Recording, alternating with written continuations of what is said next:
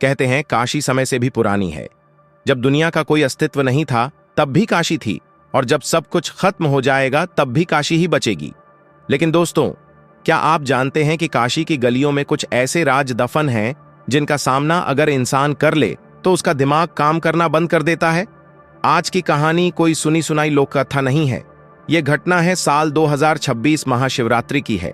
एक ऐसी दिन जब बाबा विश्वनाथ के दरबार में कुछ ऐसा हुआ जिसे प्रशासन ने दबा दिया, लेकिन जिन हजारों भक्तों ने उस पल को जिया उनकी रूह आज भी कांप उठती है। आज हम आपको उसी रात की आंखों देखी दास्तां सुनाने जा रहे हैं। एक ऐसी घटना जहां भक्ति और भय के बीच का फासला मिट गया था। भक्तों, आधा अधूरा ज्ञान सुनना या छोड़ देना दुख और पाप का कारण बनता है। इसलिए इस घटना को अंत तक अवश्य देखें। अगर आप भी महाकाल के सच्चे भक्त हैं तो इस वीडियो को लाइक करके चैनल को सब्सक्राइब जरूर करें और कमेंट में जय महाकाल, हर हर महादेव जरूर लिखें। तो चलिए बिना किसी विलंब के शुरू करते हैं। घटना की शुरुआत होती है आर्यन से। आर्यन दिल्ली का एक खोजी पत्रकार और यूट्यूबर था। उसका काम था अंधविश्वासों का पर्दाफाश करना। जब उसने सुना कि काशी में महाशिवरात्रि पर अघोरी शक्तियों का आह्वान करते हैं तो उसने अपना कैमरा उठाया और बनारस की ट्रेन पकड़ ली। उसका मकसद साफ था, यह साबित करना कि चमत्कार जैसी कोई चीज नहीं होती, यह सब भीड़ का मनोविज्ञान है। महाशिवरात्रि का दिन था। बनारस की सड़कों पर पैर रखने की जगह नहीं थी। हवा में गांजे की महक और हर हर महादेव के जयकारे गूंज रहे थे। आर्यन ने मणिकर्णिका घाट पर कुछ शूट किया और फिर रात के 7 बजे मुख्य मंदिर की ओर बढ़ा। उसका लक्ष्य था निशिता काल, मध्य रात्रि का वो समय जब शिव की शक्ति चरम पर होती है। भीड़ का दबाव ऐसा था कि आर्यन की पसलियां टूट सकती थीं। चारों तरफ सिर्फ सिर ही सिर दिखाई दे रहे थे। पुलिस वाले रस्सियों से भीड़ को काबू करने की नाकाम कोशिश कर रहे थे। आर्यन अपने वीआईपी पास के जरिए किसी तरह मंदिर के मुख्य द्वार ललिता घाट वाले रास्ते से अंदर घुसने में कामयाब हो गया।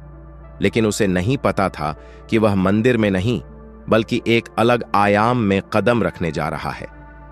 रात के 11:45 बज चुके थे। आर्यन अब गर्भगृह से महज 50 मीटर की दूरी पर था। वहां का माहौल बहुत अलग था। बाहर की दुनिया का शोर वहां नहीं था, लेकिन वहां एक अजीब सी हमिंग साउंड थी, जैसे कोई बहुत बड़ा जनरेटर चल रहा हो या हजारों भंवरे एक साथ गूंज रहे हों। आर्यन ने अपना कैमरा ऑन किया और रिकॉर्डिंग शुरू की। आर्यन की आवाज, दोस्तों, मैं अभी विश्वनाथ कॉरिडोर के बिल्कुल अंदर हूं। यहां ऑक्सीजन की कमी महसूस हो रही है। अजीब बात यह है कि यहां लगे सारे इलेक्ट्रॉनिक उपकरण फ्लिकर कर रहे हैं। मेरी स्मार्ट वॉच बंद हो चुकी है।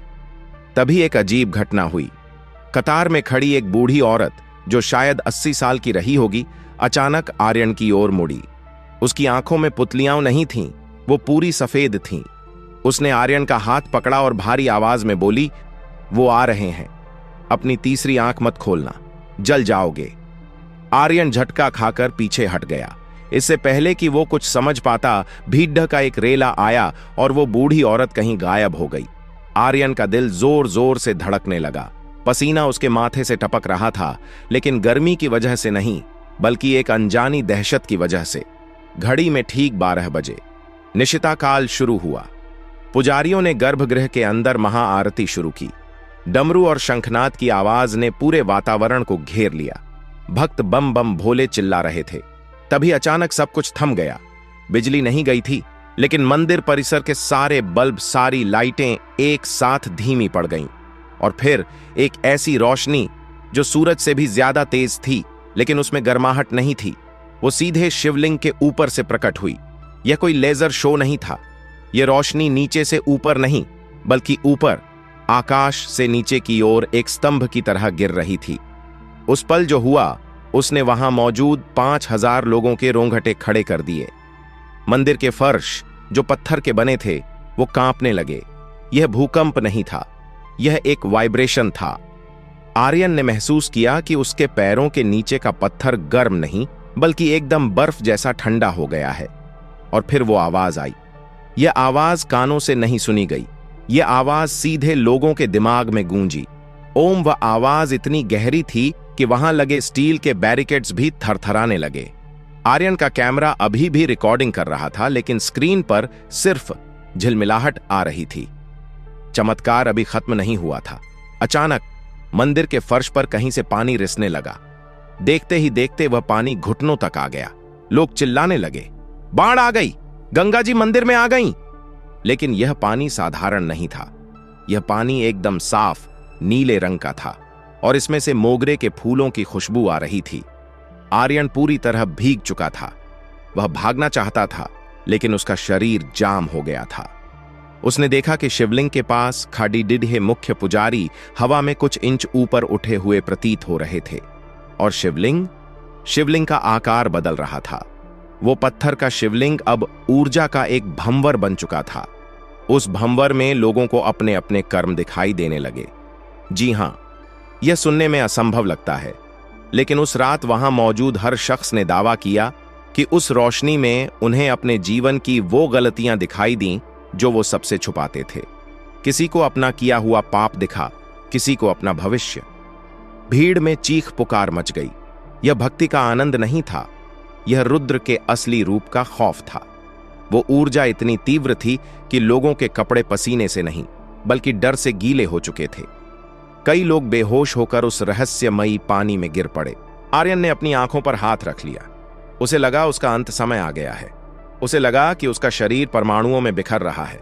उसने जोर से चिल्लाया, हे महादेव! और तभी एक जोरदार नाद हुआ। अगले ही पल लाइटें वापस आ गईं। पानी जो घुटनों तक था पूरी तरह गायब था। फर्श एकदम सूखा था। आर्यन हाँफ रहा था। वह जमीन पर गिरा हुआ था। उसके आसपास लोग एक दूसरे को देख रहे थे जैसे वो किसी लंबी नींद से जागे हों। सबसे डरावनी बात क्या थी जानते हैं? आर्यन ने अपनी घड़ी देखी। उसमें 9 बजे हो रहे थे। उसने अपने बगल में खड़े एक व्यक्ति से पूछा, भाई साहब, वो पानी, वो रोशनी, वो सब क्या था? उस व्यक्ति ने आर्यन को पागलों की तरह देखा और कहा, कौन सा पानी? अभी तो आरती शुरू हुई है। आर्यन का दिमाग चकरा गया। क्या वो सब उसका वहम था? क्या वो हेलुसिनेशन था? लेकिन जब उसने अपनी जेब में हाथ डाला तो उसके पैरों तले जमीन खिसक गई।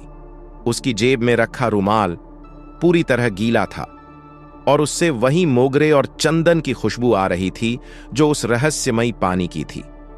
आर्यन दिल्ली वापस आ गया। वह कई दिनों तक सो नहीं पाया। उसे लगा कि शायद भिड्डच और थकान की वजह से उसे भ्रम हुआ था। जब आर्यन ने उस ऑडियो को साफ करके सुना तो उसके रोंगटे खड़े हो गए। उस 5 मिनट के ब्लैक वीडियो में इंसानों की आवाज नहीं थी। उसमें हजारों डमरुओं के बजने की आवाज थी और एक भारी गूंजती हुई सांस लेने की आवाज थी, जैसे कोई बहुत विशालकाय जीव उसके माइक्रोफोन के एकदम पास सांस ले रहा हो। और वीडियो के अंत में केवल एक फ्रेम दिखाई दिया। उस एक फ्रेम में शिवलिंग नहीं था, बल्कि शिवलिंग की जगह एक अघोरी खड़ा था जिसकी 3 आंखें थीं और वो सीधे आर्यन के कैमरे के लेंस में देख रहा था। वो चेहरा, आर्यन ने उस चेहरे को कहीं देखा था। उसने याद किया, वो चेहरा उसी बूढ़ी औरत से मिलता जुलता था जिसने उसे कतार में चेतावनी दी थी। उस दिन के बाद आर्यन ने अंधविश्वासों का पर्दाफाश करना छोड़ दिया। उस रात वहां मौजूद हजारों लोग आज भी उस घटना का जिक्र करने से डरते हैं, क्योंकि उन्होंने उस रात सिर्फ भगवान को नहीं देखा था, उन्होंने ब्रह्मांड की उस शक्ति को महसूस किया था जिसके सामने इंसान की कोई औकात नहीं। दोस्तों, अगर आप कभी काशी जाएं और महाशिवरात्रि की रात हो तो गर्भगृह में जाने से पहले एक बार सोच लीजिएगा, क्या आप सच का सामना करने के लिए तैयार हैं? क्योंकि काशी में चमत्कार होते नहीं, काशी खुद एक चमत्कार है। दोस्तों, इस वीडियो को अपने दोस्तों, परिवार और रिश्तेदारों के साथ शेयर जरूर करें और वीडियो पसंद आई है तो वीडियो को लाइक करके चैनल को सब्सक्राइब जरूर करें और कमेंट बॉक्स में जय महाकाल, जय भोलेनाथ जरूर लिखें। धन्यवाद।